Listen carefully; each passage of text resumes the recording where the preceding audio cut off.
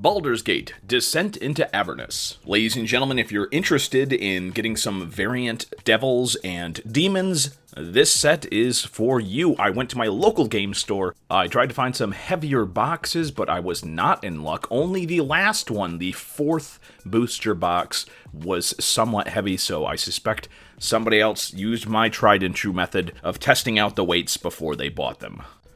So let's see what I pulled. First off, a lovely Chain Devil alternate. It's got a lovely little penance mask on there for all you Marvel fans. A lower devil, I believe this is the lowest on the rung, then I don't even know how to pronounce that. I'm not going to attempt to. And a lovely cultist type guy who his name is Fallister Fisk. A nice little sculpt. And we have a alternate Barlgura. You're going to see some interesting Yenogu demon alternatives, and that's really cool because I like Knoll stuff. Another Fisk miniature, that's a bit of a disappointment. This is the downside of getting miniatures from the stacks at a store. A nice Lemur miniature, the second lowest devil on the chain, and a lovely armored Erenes miniature. An excellent addition to the models that are currently available for this devil. And for the large miniature in this pack, we have a lovely and very interesting looking Yenogu Hezro. This is a alternative to what this demon usually looks like. Very interesting. If you're doing Knoll stuff, then there's a lot of really good miniatures in here. We have, speaking of that, that's a lovely little, another Quasit, tiny little minion of Yenogu. And we have a white-colored Rakshasa, an interesting little miniature to have.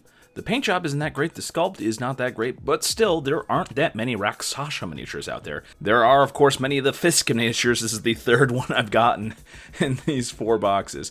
And finally, we have one of my favorite miniatures I've gotten out of here, the Legion Bone Devil, a lovely-looking alternative to the normal Bone Devil. It looks amazingly cool. Personally, I'm glad I pulled this one. I will definitely get use of it with the rest of my Bone Devil miniatures. And with the final and heaviest box, I got a lovely, I don't even know how to pronounce this, something Yugoloth miniature of some sort. One that I've not used very much. Interesting sculpt, lovely translucent stuff. Another Lemur, which is a nice okay miniature to have. And another one of the lowest of the low devils.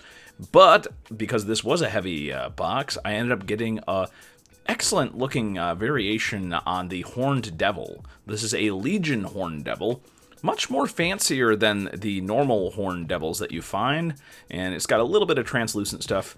Overall, I was pretty okay with my purchase here. I'm a big fan of Knolls, and thus I was super happy to get some interesting looking demon variations, as well as the variations on the devils. Certainly, I think that the Bone Devil, the Legion Bone Devil, is definitely the prize of my picks. It's a very cool looking miniature. While I wasn't exactly happy to get this many Fisks, these miniatures can be used for various purposes.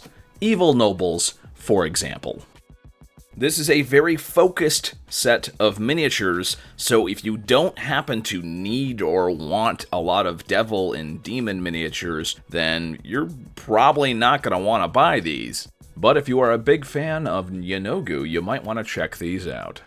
Thank you for watching the video. Please check out my latest playlist where I have uploaded the stream where I attempted to run a D&D game for YouTube in general. It was a bit of a mess, but we ended up with a chicken companion named Steve, and you know what? That made the whole thing worthwhile. Have a good one, everyone.